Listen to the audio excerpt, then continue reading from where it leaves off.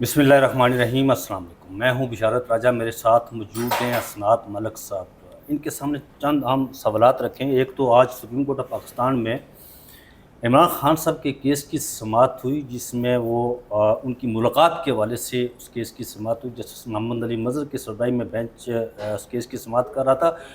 और दूसरा फिर मौलाना फजल रहमान साहब एकदम से उन्हें ऐसा क्या हुआ कि वो चारों तरफ से गोलाबारी कर रहे हैं।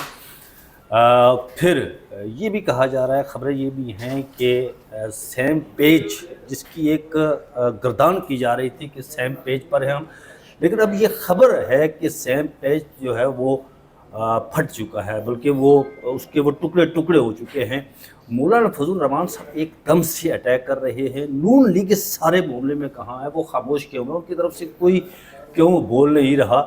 ये बड़ी आम खबरें जो आपके सामने रखेंगे। असरात साहब, बहुत शुक्रिया, आपको आपने मुझे वक्त दिया है। ये बताएं कि सबसे पहले ये जो सुप्रीम कोर्ट ऑफ पाकिस्तान में जस्टिस मोहम्मद अली मज़हर की सरबराही में 3 रुकनी बेंच केस की समाअत कर रहा था इमरान खान साहब से मुलाकात के हवाले से, तो उस समाअत में कोई ऐसा वो साबिक जो डेरा जेल के सुप्रिटेंडेंट थे अब्दुल गफूर अंजम साहब और कैप्टन खुरम जो सेक्रेटरी दाखिला थे, मुखालफत की जी पंजाब गवर्नमेंट ने भी और फेडरल मेंटेनेबिलिटी पे। जी। देखें राय साहब, जो इमरान खान के केसेस हैं, अगर आप देखें तो 26वीं तरमीम के बाद कोई भी सब्सटेंटिव रिलीफ आला अदलिया ने नहीं दिया इमरान खान को। टेक्निकल रिलीफ मिल जाता है, समाअत लग गई जी केस के लिए और जवाब मांग लिया है जी, लेकिन सब्सटेंटिव रिलीफ क्या है? सब्सटेंटिव रिलीफ ये है कि इमरान खान की मुलाकातें बहाल हों, इमरान खान की रिहाई के लिए कोई इकदाम हो, बुशरा बीबी की रिहाई का हो, वो नहीं हो। ये देखें, इस वक्त जो सिस्टम आया है 26वीं और 27वीं तरमीम के बाद, सबको पता है कि हुकूमत नहीं चाहती कि इमरान खान को रिलीफ मिले। अब इसमें जो कोई जज रिलीफ देगा उसकी प्रमोशन रुक जाएगी।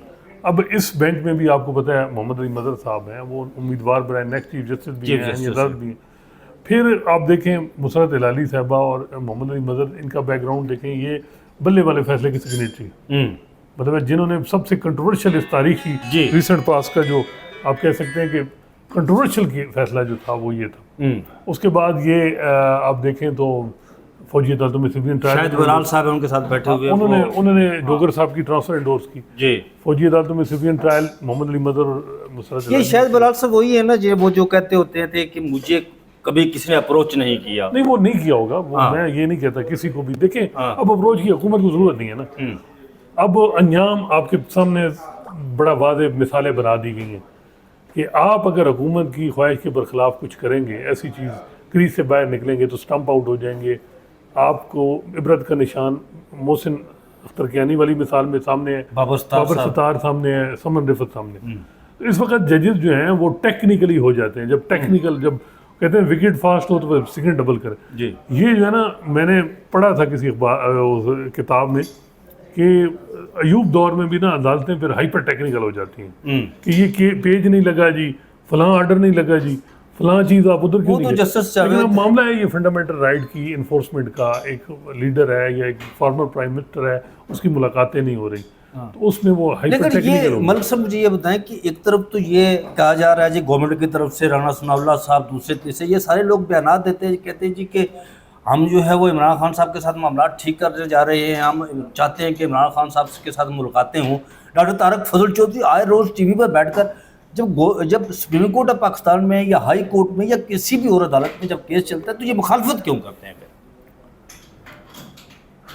मुखालफत देखें, वो उनका लीगल ऑब्जेक्शन उन्होंने करना है, लीगल ऑब्जेक्शन वो करेंगे, उनका है। लेकिन मसला ये अदालतों का काम है ना, अदालतों ने ओथ प्रोटेक्ट एंड प्रिजर्व किया। लेकिन दूसरी बात ये है कि क्या राय साहब जो पीटीआई की लीगल टीम है, मुझे ये बताएं, आज ये बात हुई कि जी एक आर्डर था इंटर कोर्ट अपील का, वो साथ लगा ही नहीं है। यार ये क्या बात, ये केस लग जाए तो ठीक है, ना लगे तो कोई नहीं। एक किस्म की जो एक होता है ना परस्यू करना, वो पीटीआई की टीमों में मतलब मैंने लीगल टीम है नहीं है। सलमान सफदर ने वो अलकादर ट्रस्ट केस का वो ऑर्डर चैलेंज किया जी, और कब चैलेंज किया? जब ये केस लग गया था कि नायब अपीलें कौन सुनेगा। ऐसा ही बाद में उनको याद आया कि यार अब वो मीडिया में शेयर हुआ। तो एक जो एक बाकायदा एक होता है ना टाइम के साथ, मेरा ख्याल है कि कोई भी इनको मायूसी है कि अदालतों ने क्या करना है, तो जब टाइम आता है तो अदालतें कहती हैं जी आपने फलां आर्डर क्यों नहीं चैलेंज किया, फलां क्यों नहीं किया। तो बज़ाहिर ये है कि मेरा ख्याल है कि पॉलिटिकल स्ट्रेटजी पे लोग कहते हैं, मैं समझता हूँ कि लीगल स्ट्रेटजी बिल्कुल बहुत बड़ा फेलियर है। जी जी, मतलब है जिस तरह वो जुल्फ़िकार अली भुट्टो का जो केस था वो बुनियादी तौर पर वो उसको पॉलिटिकल के तहत लेकर जा रहे थे, लीगल उनका फेलियर था। और जिस तरह नैब अमेंडमेंट लाई गई वो इमरान खान साहब का रास्ता रोकने के लिए, लेकिन पाकिस्तान तहरीक इंसाफ की लीगल टीम ने उसको कहीं किसी फोरम पर चैलेंज ही नहीं किया। उन्हें तो ये करना चाहिए था ना, लेकिन उन्होंने किसी जगह चैलेंज नहीं किया। और जो मलिक साहब आपने बात की कि आपने कहा कि मैंने किसी जगह पढ़ा था कि अयूब खान के दौर में जो टेक्निकल हाइपर टेक्निकल हो जाती, जी हाइपर टेक्निकल सब्सटेंटिव रिलीफ नहीं देना। जस्टिस जावेद इकबाल साहब है, उन्होंने किताब लिखी हुई है अपना ग्रीबां चाक, उसमें उन्होंने जस्टिस करम एलाई के हवाले से एक वाक़या लिखा हुआ। जस्टिस करम एलाई सुप्रीम कोर्ट के जज भी रहे हैं। उन्होंने कहा कि वो अक्सर मुझे जजी के ट्रिक्स बताया करते थे और मुझे ये कहते होते थे कि मैं हमेशा 2 फैसले लिख कर रखता हूँ अपने पास, और मैं मूड समझता हूँ कि गवर्नमेंट का मूड क्या है उसके मुताबिक फैसला देता हूँ, या फिर मैं दूसरा मूड समझता हूँ कि उनका फैसला देखिए क्या बात उसके ये है बाद देता हूँ। कि मसला ये है कि अदालतें तो ऐसी हैं, लेकिन मामला ये है कि क्या पीटीआई वाले एक मामले का, जिस तरह कहते हैं कि इन वकील हैं ना, इस वक्त ये जमात वकीलों के हाथ में, तो मुझे ये बताएं, मतलब है कि ज़रूरी नहीं है कि ये हर रोज़ ही कोई फाइल ब्लंडर करें, कोई करें नहीं, मतलब है इनको अदालत में जाना चाहिए, जी बिल्कुल ऐसा ही है। देना चाहिए, कोई माहौल बनाना चाहिए।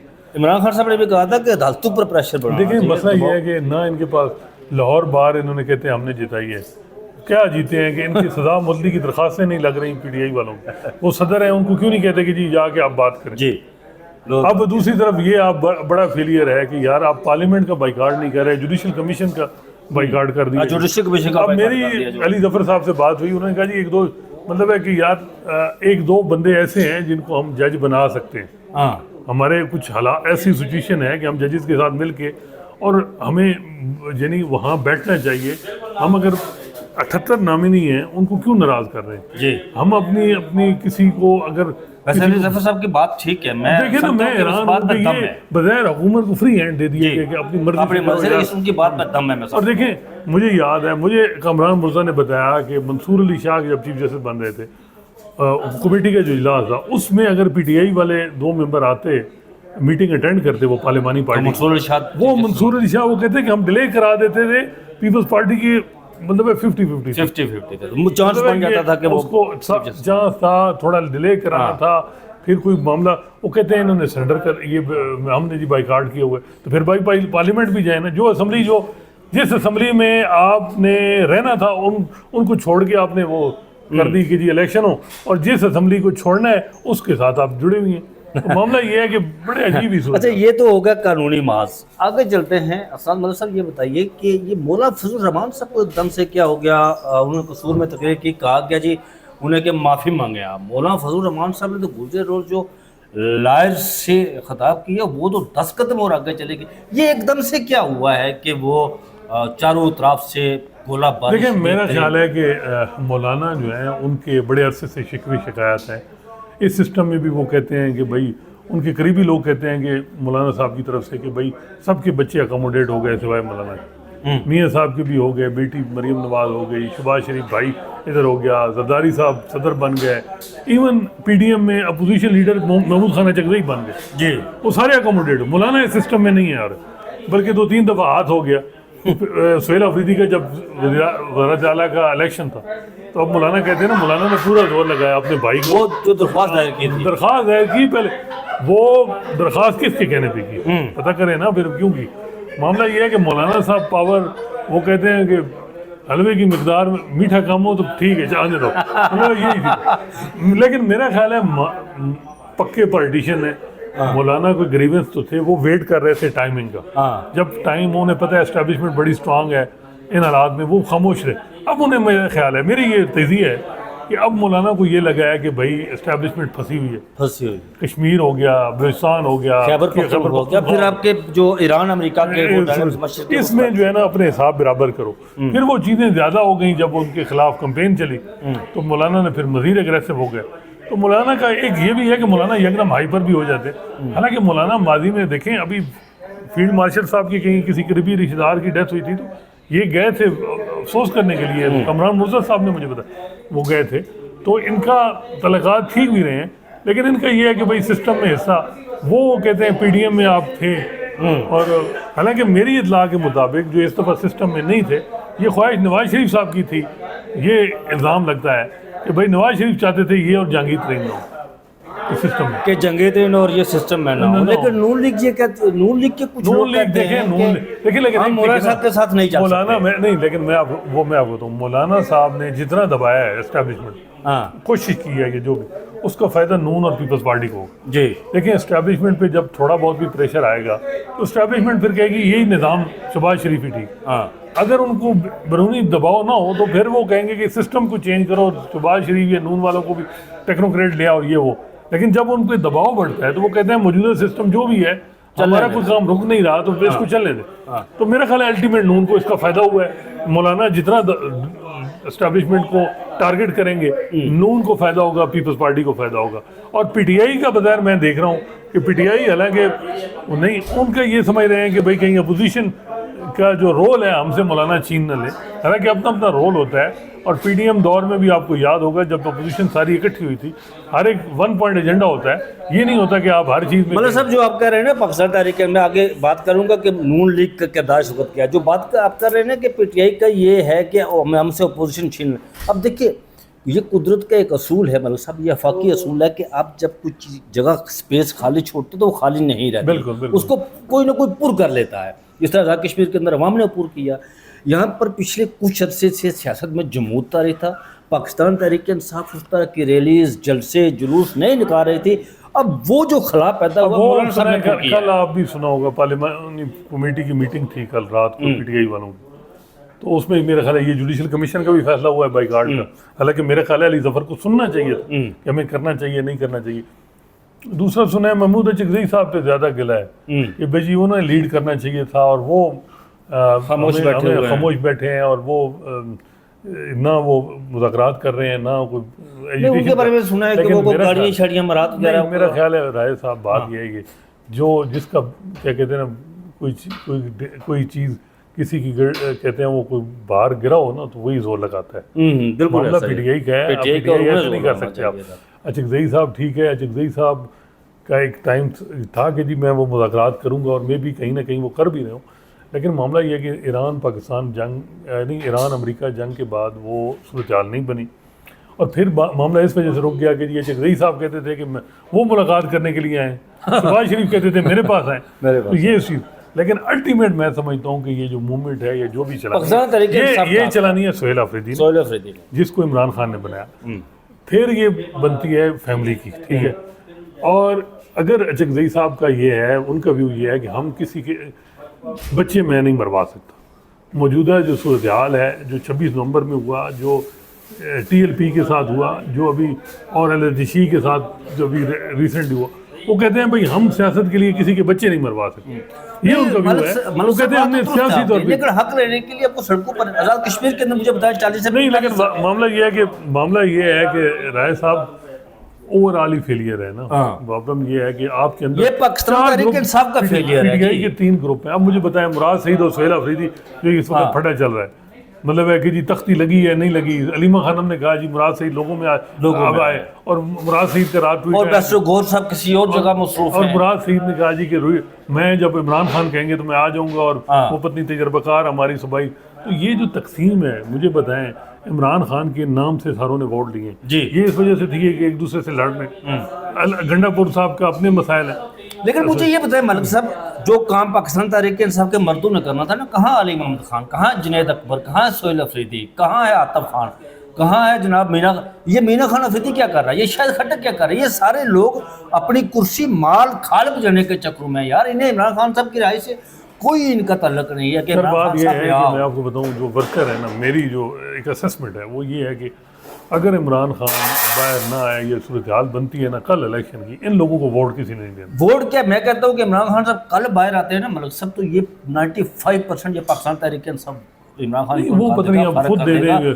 अच्छा, अब दूसरी जो आप बात कर रहे हैं ना कि अलीमा, वजह यह है कि हमारे सब कंटिनेंट का एक सिलसिला है कि जो फैमिली का कोई बंदा जी, वो उसको तो बिल्कुल जज्बाती लगा होता है। और मैंने जो कल परसों देखे फुटेज, एक जज्बाती लोग थे जो बड़े अरसे बाद, हालांकि निकले हैं अब वो सुहेल के साथ सीधी बात है, सुहेल अफरीदी के साथ लोग नहीं है जुड़े हुए जी। जज्बाती तौर पे जिस तरह होना चाहिए। तो अलीमा एक मतलब फैमिली की वो हैं और उन्होंने जिस तरीके से वो लीड कर रही, लेकिन मामला ये है कि क्या उनको फैमिली पार्टी की सपोर्ट हासिल है। फिर प्रॉब्लम ये है कि अलीमा और बुशरा का भी बुशरा और वो ग्रुप, मुराद सईद ये और सुहेल अफरीदी, और ये भी एक बड़ा मसला है ना। लोग सवाल करते हैं, जो वो कहते हैं ये इमरान खान की मिजरीज की बात करती हैं, साथ एक आध फिक्रा अली बुशरा के लिए भी ये कहते हैं। कल रहा- तो ये बड़े मसाइल जो इस वक्त तकसीम और जो मसाइल है ना, और कोट लखपत वाले वो अपनी रो रहे हैं कि भाई हमसे कोई पूछता नहीं है। जी, शाह महमूद कशीर साहब वो और उन्होंने यास्मीन राशिद उन्होंने और कहा, अब जावेद फवाद साहब। चौधरी साहब गए, उनकी दूसरी मुलाकात होनी थी बताया जा रहा है। लेकिन मामला ये है कि कौन लीड करेगा, कौन, ना सियासत हो रही है ना एजिटेशन हो रही है। सियासत को तो एक अच्छा, सोची समझी साजिश के तहत दीवार के साथ लगा दिया गया। ना अदालतों में जजेस के साथ उस तरह कनेक्शन बने हैं कि भाई कुछ सब्सटेंटिव रिलीफ एक थोड़ा बहुत ले लें। अब मुझे बताएं, सुहेल अफरीदी यहाँ है, मुझे किसी ने बताया कि सबसे बड़ा रिलीफ यही अफरीदी को मिला है। उसकी वजह यह है कि आप नफ्सियात नहीं समझते, एक कबायली फैमिली जी। एक अफरीदी कबीला है, और जो हालात बन गए थे और जिस तरह ख़वातीन जेलों में हैं, इस पे बड़ा क्रिटिसिज्म खैबर पख्तूनख्वा में।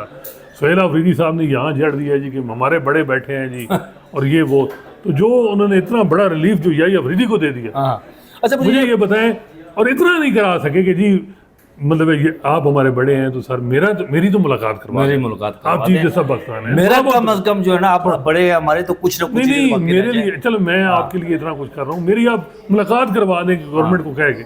हाँ, अच्छा मल पता है, ये भी लगता है मुझे तो राय साहब ये मुलाकात करना भी नहीं चाहते, क्योंकि इमरान खान ने कल कहना है लोग बाहर निकले बाहर निकले हैं और ये इनको निकले अपने हैं। उर्दू की पड़ी लेकिन हुई है मेरा ना ख्याल ये। है एक चीज़ ये है ना राय साहब, वजह ये है कि मुनासिब फैसले, टाइमिंग सही टाइम पे नहीं हुई है। हाँ 26 नवंबर पे भी जो बजाय इसके कि इधर आने से संजानी और जो डील हो रही थी वहाँ वो पर हो जाते, बैठते हैं, हाँ। वो चीज़ें हो बिल्कुल ऐसा जाती ही है। उसके अलावा पहले जो 2-3 दफ़ा 4 बताया जाता है, 4 टाइम पे मौके ऐसे थे जो गवाए फैसला गए। साजी का जो एक होता है ना, वो फुकदान है। अब मसला पाकिस्तान ये है तारीख कि का आप वेट करें, कोई टाइमिंग का इंतजार करें। जी। मौलाना मौलाना से- फजल रहमान साहब टाइमिंग टाइमिंग उस टाइमिंग पर उन्होंने बेहतरीन शॉट्स लगाई उसने है। अपनी टाइमिंग देखी है, उसके है। कंटेंट से इख्तलाफ कर जी। सकते हैं, आप कह सकते हैं कि उसने गलत किया, लेकिन उसने टाइम वेट किया। अब देखें ना, अब बड़ा मुश्किल है इस टाइम पे मौलाना पे हाथ ये डालना। सेम पेज देखिए फटने ना- के हवाले से जो बातचीत की जा रही है कि सनाउल्लाह साहब ने रात को देखिए मैं बड़ा आपको ट्वीट किया, बताऊं, बड़ा सेम पेज सारी चीज़ें होती हैं, लेकिन जब एक्सटर्नल दबाव आता है ना,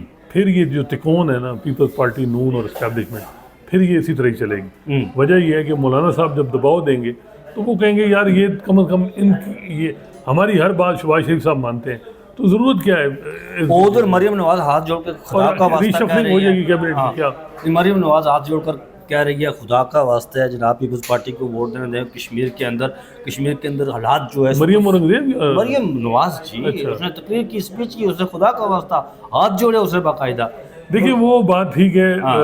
आप कश्मीर के डायनामिक को ज़्यादा समझते हैं। नून लीग को एडवांटेज ये है कि 10 सीटें तो वो घर से निकलेगी लेके, जो मतलब पंजाब वाले हैं, पंजाब हाँ, वहाँ से वो 8 सीटें मेरे ख्याल हैं, तो 8-7 वो उधर से निकालेंगे, फिर कुछ मिल जाएंगी, हाँ। तो उनके लिए मसला नहीं है।